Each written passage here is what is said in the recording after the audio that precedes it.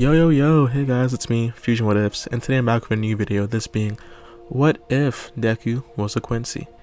Now, obviously, I think this is coming out after I've already made my what if either Deku or Naruto was Max Steel. I'm not exactly sure which one I chose, but it'll be out eventually. Anyways, I told you guys I was gonna make like part 2 to like, what if Naruto was Yurichi's reincarnation, or what if Deku was Shisui's reincarnation, or even just like, you know, what if Deku was an Heliotrope part 3, which I'm all gonna link in like the top right corner. But like I've been having trouble thinking of like the next part of those actually, because I'm really good at like making like a good starting part for what ifs, but I'm not good at like making like continuing parts.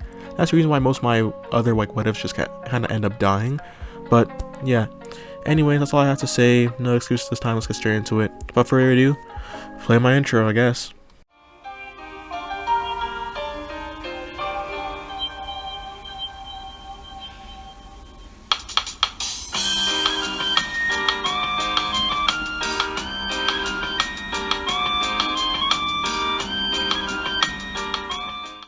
Let's get straight into it. We'd have Izuku being born like normal to Hisashi Midoriya and Inko Midoriya. In this one, they're actually going to be the exact same, except their financial status is going to be a lot lower than it was in canon. They're going to be poor.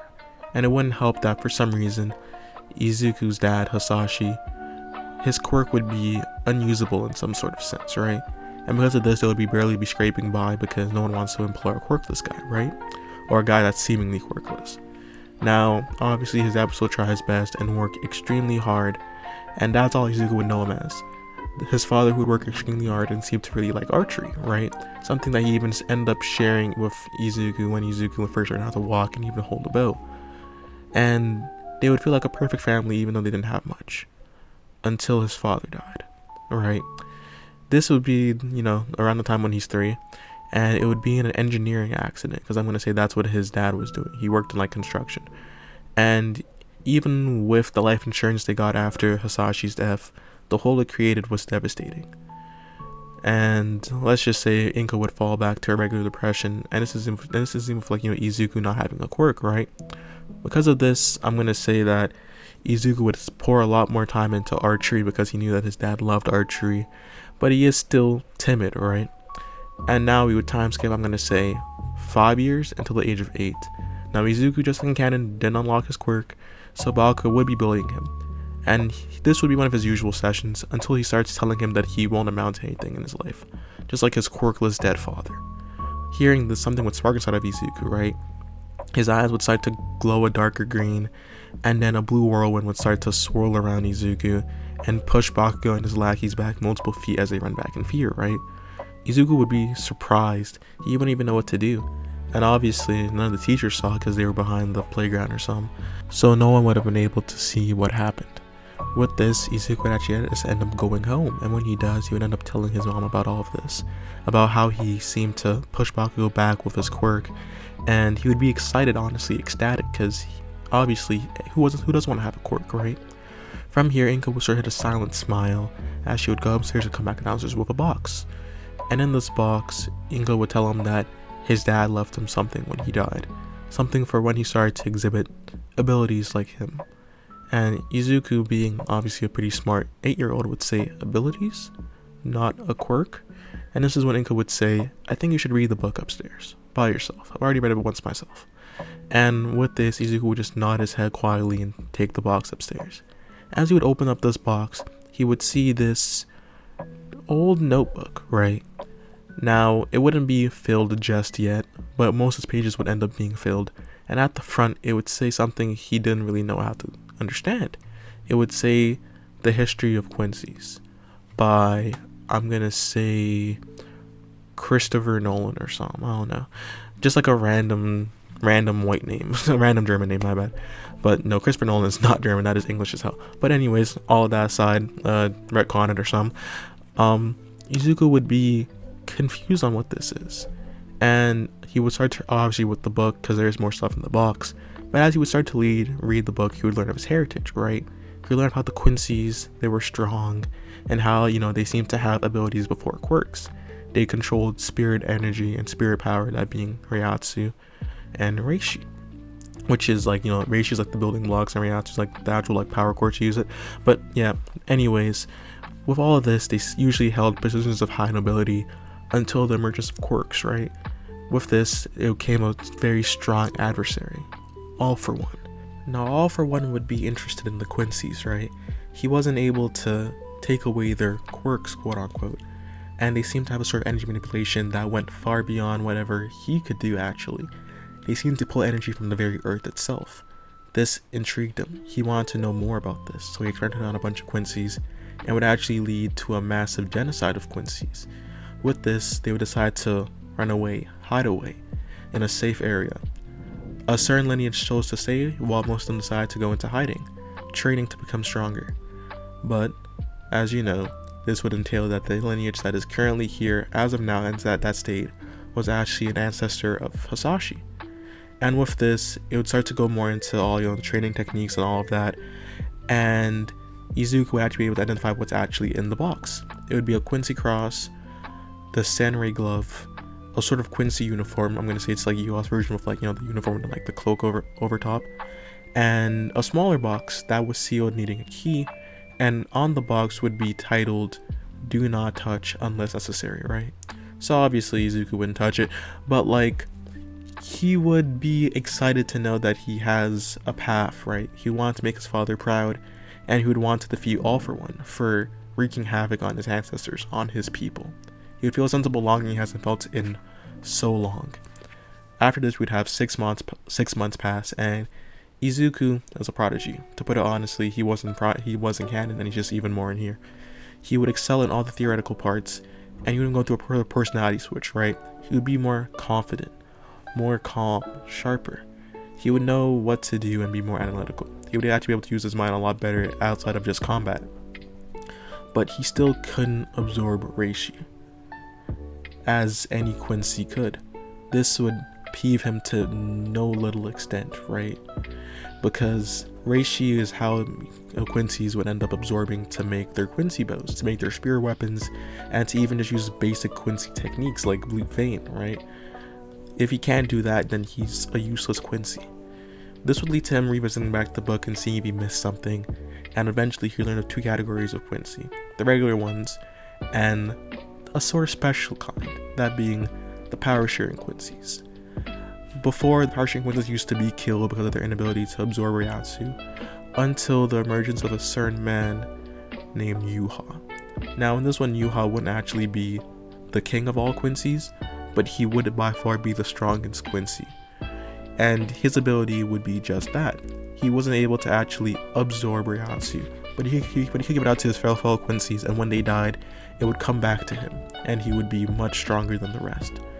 He would fall under the category of a power-sharing Quincy, and even though their start always seemed very weak, they always exploded in power near the end. Looking at this, Izuku would read it, and he would feel a sort of special connection, right? He would feel special in himself. He wasn't just any old regular Quincy, he was a power-sharing Quincy. He was a Quincy with the ability to be one of the best, right? But as of right now, that wouldn't matter if he couldn't, you know, actually use any of the techniques, right? Because even though Yuha was a power-sharing Quincy, his Ryatsu manipulation was through the roof, and he was the son of, you know, I'm gonna say the Soul King, who does exist, but is also kind of like retconned. But yeah, anyways, with this, he would keep on reading until they find a paragraph, right?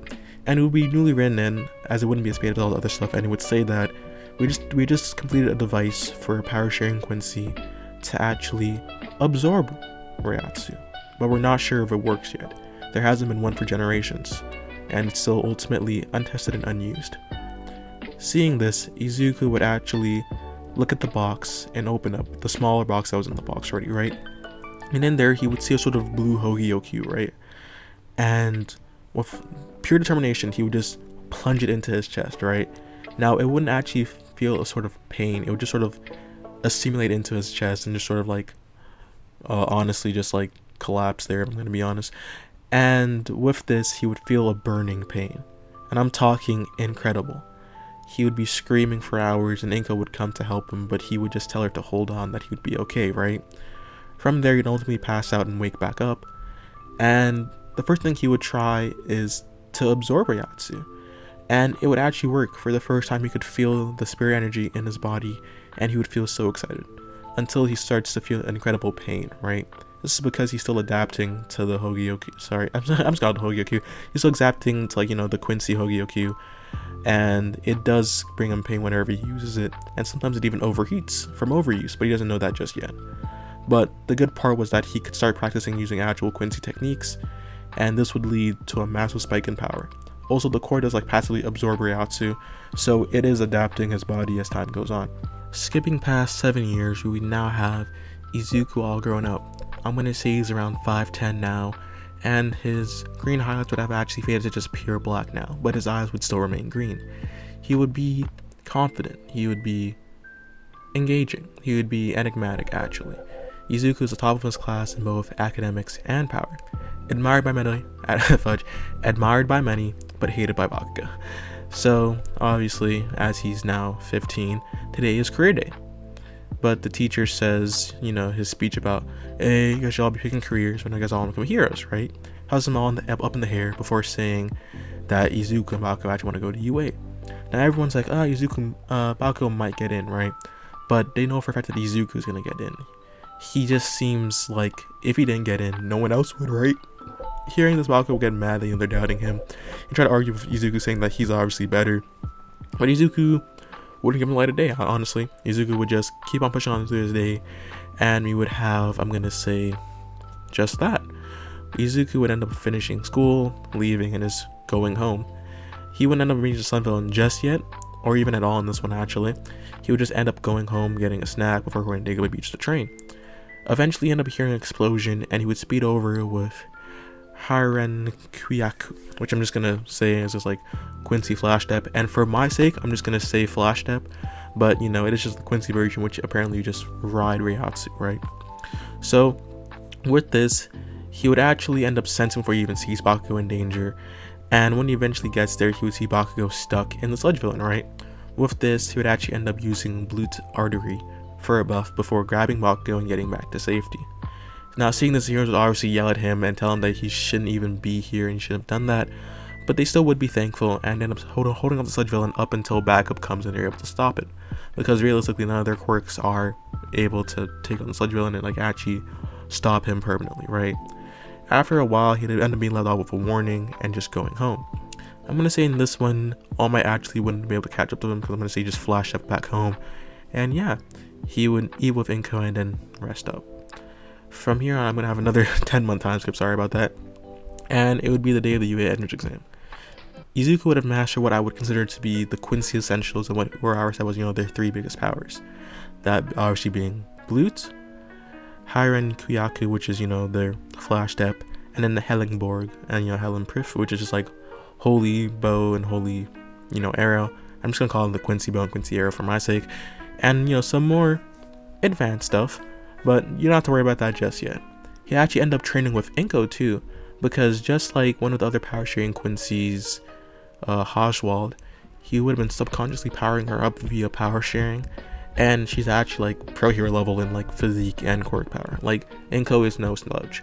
Like if she had Leviathan techniques before, she has like pretty good now. She can almost lift like 30 tons with her telekinesis, which is pretty good considering that she literally doesn't really train until like the 10 months with Izuku, right? But that aside, he would now be going into UA, and as he would be walking in, he would see a girl with brown hair about to trip. He would actually end up grabbing her and asking if she's okay. She'd end up blushing and saying she's alright, and he would just end up walking in. He does end up taking the written exam, passing with complete ease because he is smart like that, until he sits beside Bakugo. Seeing this, Bakugo would then say, "Ah, you stupid nerd, what are you doing here?" And Izuku would give him the light of day. Like last time, he just end up looking forward, and as this would keep on happening, we would have Ida suddenly getting up before saying, "I see a silhouette of a 4-4 bot. If that is a mistake on your part, I'm surely disappointed." For then turning back to Izuku and Bakugo and then say, "You, yes, you two. Why are you letting your friend disturb us? And you, the one that's disturbing us. Can you keep quiet?" With this, you know, I'm gonna say Ida would obviously start getting mad at, you know, Bakugo, and Bakugo would obviously clap back, telling him to shut up, 4 eyes, and Ida would be surprised, and they start arguing back and forth until President Might shuts it down immediately, right? After a while, we would then enter the arena, and Izuku would be in a white tracksuit with blue accents because, you know, he got to rep, you know, his Quincy set. Before then scratching, right? He ended up seeing Uraraka like last time, and she would actually end up approaching him, right? Asking him how he's doing and if he's nervous. He ended up just nodding his head and saying a little bit, but I know I'm ready for this. You are too if you're here. And she ended up nodding her head, you know, encouraged. And with this, kind of what happened. 3, 2, 1. Gates would open, and they would end up zooming through. But none of them would be as fast as Izuku.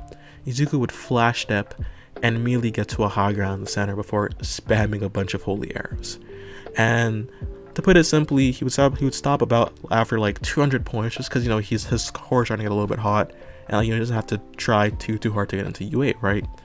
We then move on to the teachers in the auditory, and they would low-key be glazing him, as they would see him absolutely control the situation and save 2 or 3 participants while shooting arrows, right? And we learn that his quirk is called spirit power manipulation, or just like radiation manipulation, and they'd honestly be surprised on how this is spirit power because it looks very visible. But then, you know, Nezu would explain that, you know, spirit power, or like Reiatsu, when it's highly condensed, could even be seen by regular humans who aren't usually like spirit sensitive and stuff like that, which would end up getting a nod for most of them. After a while, the 0 pointer would end up showing up, and Izuku, who was about ready to leave because he doesn't have to fight it, would see Uraraka stuck under the rock. With this, he would end up going down there and forming a massive holy bow. I'm talking about like the size of the one that Uryu made when he was actually with the one Uryu made when he was Ichigo in like the first half of the series that, you know, shot at the Menos and pretty much almost killed it. And he ended up making that by himself just to show how much Reiatsu he's absorbed and how much Ryoku he does have generally, right? With this, end up pulling his hand back and putting a massive hole in the head of, you know, the 0 pointer.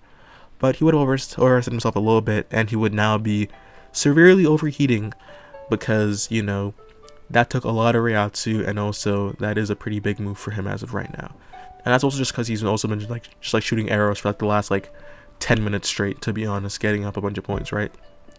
With this, Recovery Girl would eventually show up, and she would end up healing him and Uraraka, as Uraraka would free herself via her quirk, and end up walking up, right? As this would happen, Uraraka would try to thank Izuku and say she's gonna give him some points, and then you just say that, that's okay, I think I got enough. Keep them all for yourself, okay? If anything, I want to see you in the school. See you then. And Izuku would just end up going home. 2 weeks later, end up getting them a letter, open it with his mom, and that's when All Might would pop out of the desk and say, "Hello, young Midoriya. You're a special case, aren't you? I haven't heard of one of your kind in forever, but anyways, let me stop blabbering. You passed with 101 hero points and 200 villain points, racking up 300 points in total and breaking the UA record. Not to mention that you even have an IQ that rivals one of Nezu's older scores, which is phenomenal for your age. With this, I can tell you with certainty that you have passed and you made it into class 1A. Welcome to your academia." That is all, guys. Hope y'all enjoyed. This has been What If Deku Was a Quincy. Sorry about the sort of pauses here and there. It was kind of hard to record this, but all in all, I should be alright. Hope you guys enjoyed. Please like and subscribe if you liked it. And not much else to say. Please check out all my other series. I'm going to link up top right, especially my What If Naruto's Yuji's Reincarnation. Sorry, because that one is actually going to be pretty good. Anyways, that's all I have to say. Love you guys. Stay cold, stay frosted. Peace.